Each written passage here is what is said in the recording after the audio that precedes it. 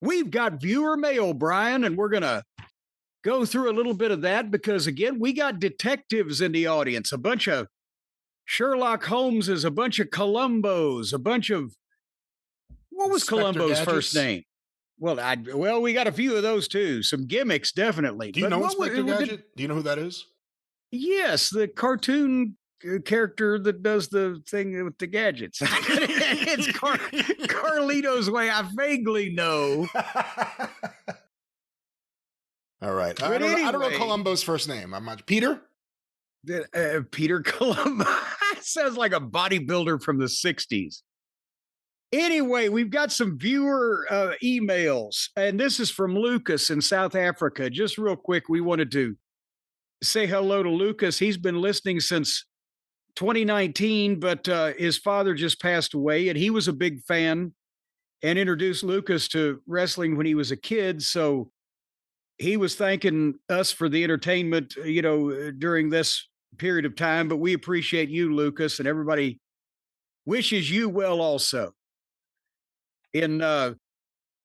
Go ahead. I was going to say that's right. Yes, we do. Well, yes, you were gonna. Yes, well, that's nice of you to agree with me. But he's Lucas in South Africa, as opposed to Lucas anywhere else. Just in case every Lucas was trying to jump onto that shout out and try to claim it for his own. If his dad was a wrestling fan in South Africa, it makes you wonder if he was at that famous Terry Funk Hulk Hogan. Was that South Africa? That happened in South Africa, right? Yes. Yeah. Oh, maybe he was.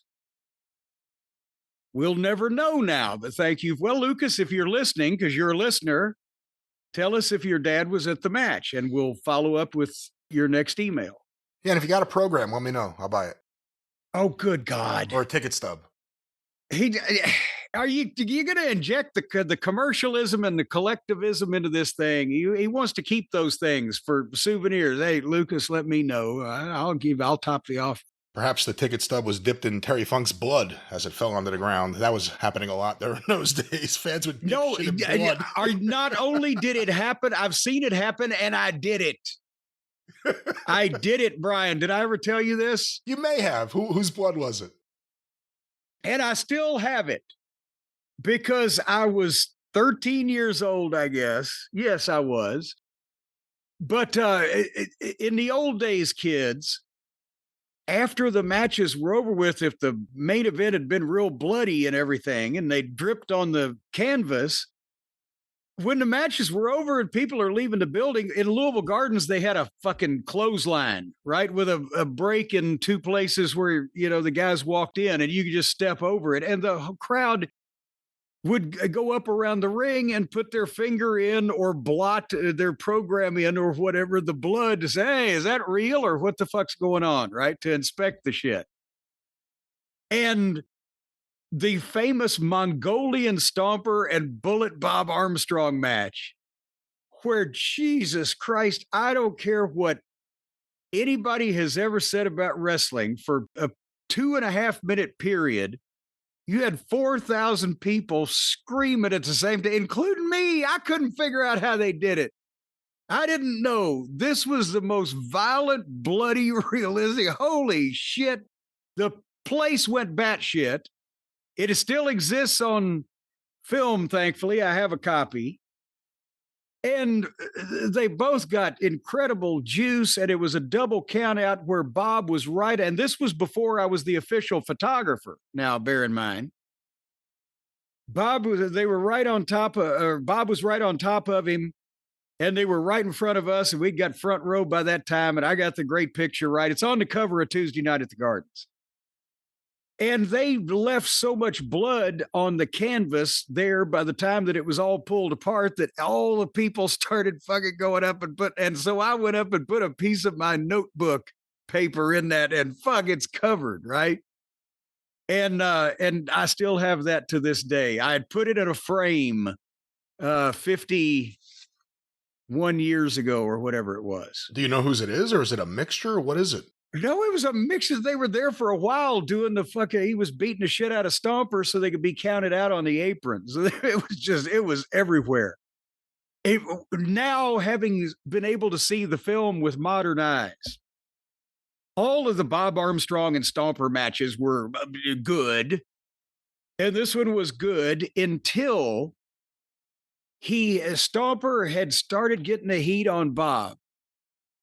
And I know now what they did, but nobody did then. Stomper fucking hits the ropes and does his big leap in the air with those cowboy boots and comes right down. And it looked like he potatoed him now on Bob's forehead where everybody could see it. And Bob set up and blood just gushed down his face instantly. And the people saw that and were like, oh. And then Stomper starts getting more heat on the cut. And the way Bob's selling that, oh my God, this blood is coming out and the people are starting to come up. And then Bob, the bullet, he's got that fire. He starts firing up and the people are with it and he makes the comeback. And now Stomper's bleeding. And the people are going batshit for like this just couple of minute period. It's like, oh, and it was violent as hell. And they end up getting counted out and etc.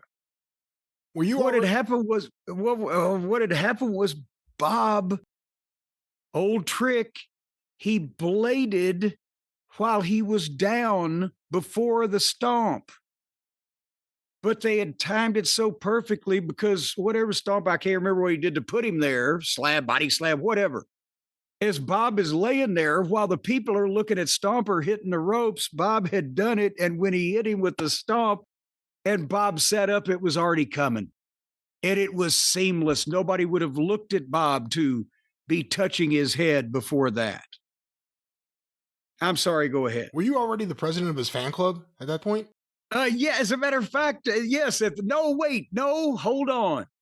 Hold on there, cowboy. No, that was when it was still my old friend Mike Gibson from Ackworth, Georgia, who later relocated to the Northeast and owns a bookstore there now. The way Northeast, like almost to Cape Cod or whatever. No, I was a member, but I was the official correspondent since Bob was in the territory, but I was not yet the president. Did you send in photos? Yeah, as a matter of fact, I think one of maybe the last bulletin that he did was one of the pictures that I took of this incident that I'm just describing to you. But it reprinted in black and white on copy paper on his sister's, fucking print of some way or another. I remember that at one point, I think it was his sister that had a copy machine in her work or something. But yeah. Oh, we're thinking about you. Anyway, yes. Oh, we're back to Lucas in South Africa. How did we get to Bob Armstrong and the Stomper? Don't even tell me that via South Africa. Again. By Omaha.